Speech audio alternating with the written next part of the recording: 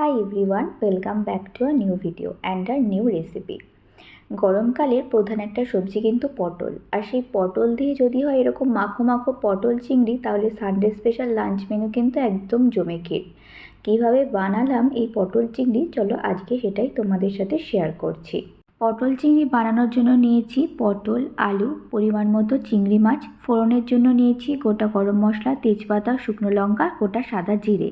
নিয়েছি পরিমাণ মতো আদা, রসুন, টমেটো, লঙ্কা, সেটার পেস্ট বানিয়ে নিয়েছি। নিয়েছি 1 চামচ সাদা তিল, আর 1 চামচ টক দইয়ের সাথে এটাকেও খুব সুন্দর করে পেস্ট করে রেখে দিয়েছি। নিয়েছি একটা মাঝারি সাইজের পেঁয়াজ, সেটাকেও ঘনকুচি করে নিয়েছি। এবার রান্না শুরু করছি। কড়াইতে দিয়েছি পরিমাণ মতো সর্ষের তেল। এবার প্রথমে আলুগুলোকে লবণ হলুদ মাখিয়ে হালকা আঁচে ভালো করে ভেজে তুলে নেব। পটলগুলোতেও লবণ হলুদ মাখিয়ে অল্প আঁচে খুব সুন্দর করে ভেজে তুলে নেব। এবার তেলটা যেহেতু কালো হয়ে যায় পটল ভাজলে পরে, আমি এবার তেলটা একটু চেঞ্জ করে নিয়েছি। আবার কড়াইতে সর্ষের তেল দিয়ে লবণ হলুদ মাখিয়ে চিংড়ি মাছগুলোকেও খুব ভালো করে ভেজে তুলে নিয়েছি। তো দেখো, সমস্ত ভাজা কিন্তু আমার হয়ে গেছে। এবার কড়াইতে ফোড়ন দিয়েছি। ফোড়ন দিয়ে পেঁয়াজ কুচিটা দিয়ে খুব লাল লাল করে সুন্দর করে ভেজে নেব। তারপরে ওই যে আদা, পেঁয়াজ, রসুন, কাঁচা লঙ্কা, টমেটোর যে পেস্টটা বানিয়ে রেখেছিলাম সেটা দিয়ে খুব সুন্দর করে একটু নেড়েচেড়ে মিশিয়ে নেব।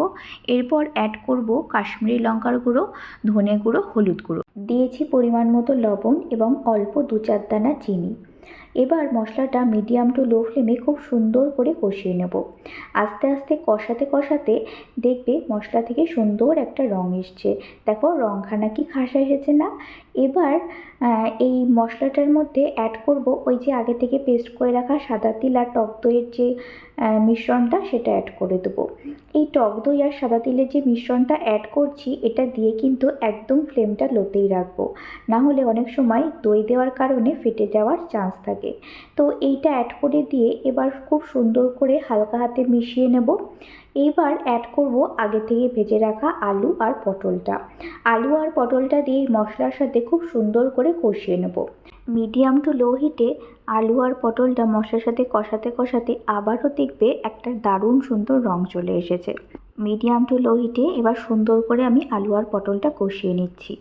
এবার কষানো হয়ে গেলে অ্যাড করে দেবো ভেজে রাখা চিংড়ি মাছটা।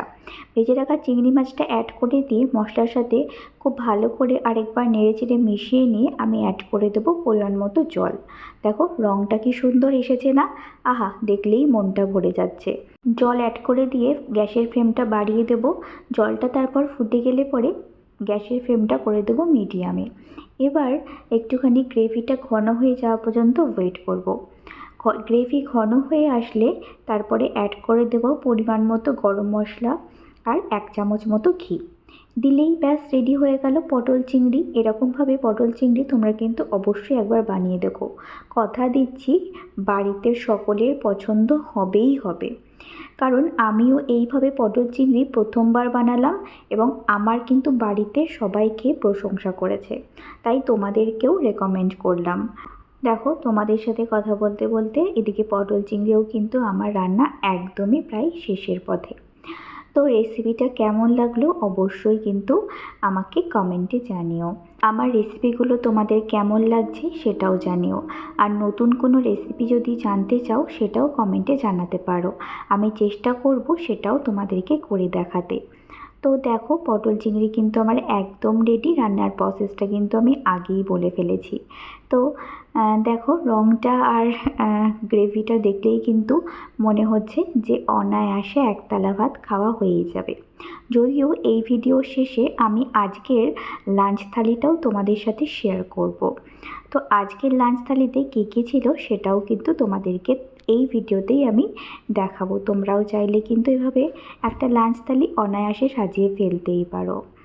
এবার সুন্দর করে একটি বাটিতে পটল চিংড়িটা পরিবেশন করছি। আজকের লাঞ্চ মেনুর জন্য আমি তো বানিয়েছিলাম পটল চিংড়ি, আর মা বানিয়েছিল সজনের ডাঁটা, আলু, উচ্ছে দিয়ে একটা তেতো তরকারি, আর ছিল টক দই। গরম গরম ধোয়াটা সাদা ভাতের সাথে এই 3টে পদ দিয়েই ছিল আজকের লাঞ্চ থালি। চলো আস্তে আস্তে তোমাদের সাথে শেয়ার করছি সেটাই। 2 ধরনের তরকারি আর টক দই দেখে তোমাদের মনে হতে পারে এখানে তো কোনো ডাল বা মাছের ঝোল নেই, তাহলে এই 2টো তরকারি দিয়ে কি ভাত খাওয়া হয়ে যাবে? হ্যাঁ, একদমই হয়ে যাবে। গরমের জন্য এটুকুই যথেষ্ট। যথেষ্ট। ভিডিওটা ছেড়ে যাওয়ার আগে যদি ভালো লেগে থাকে তাহলে অবশ্যই লাইক, শেয়ার, কমেন্ট করো। আর লাঞ্চ থালিটা কেমন লাগলো অবশ্যই কিন্তু জানিও। সকলে ভালো থেকো, সুস্থ থেকো, সাবধানে থেকো এবং পজিটিভ থেকো। তোমাদের সকলের সাথে আবার দেখা হবে নতুন কোনো রেসিপি বা নতুন কোনো ভিডিওর সাথে। ততক্ষণের জন্য চলো টাটা, বাই।